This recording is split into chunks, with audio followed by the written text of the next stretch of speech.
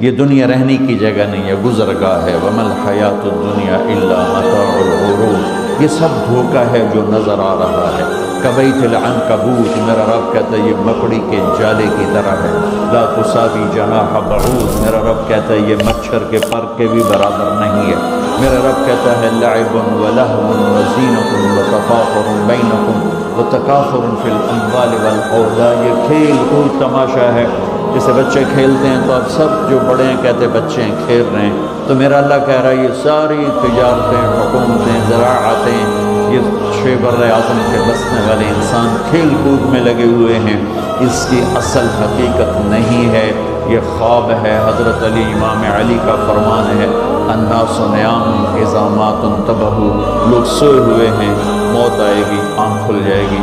فکشفنا عنک غطاءک فبصرک اليوم حدید، آج میں نے تیری آنکھوں سے پردہ ہٹا دیا، آج تو وہ دیکھ رہا ہے جس کا تو انکار کرتا تھا۔ ھذا یومکم الذی کنتم توعدون، یہ وہ دن آ گیا جس کا تم انکار کرتے تھے۔ ھذا یوم الفصل جمعناکم اولین، یہ وہ فیصلہ کا دن آ گیا جس کا تم انکار کرتے تھے۔ ان یوم الفصل کان میقاتا، وہ فیصلے کا دن مقرر ہے۔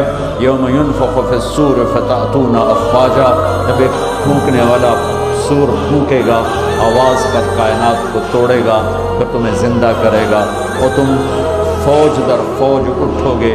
وفتحت السماء فکانت ابوابا، اور آسمان کے دروازے کھل جائیں گے اور آسمان تمہارے سروں پر آئے گا۔ ویحمل عرش ربک فوقہم یومئذ ثمانیہ، اور اللہ تعالیٰ 8 فرشتوں کے ساتھ عرش کو جنہوں نے اٹھایا ہوگا وہ ہمارے سروں کے اوپر آ جائے گا۔ یومئذ تعرضون لا تخفی منکم خافیہ، آج ہر مرد عورت اکیلا پیش ہوگا۔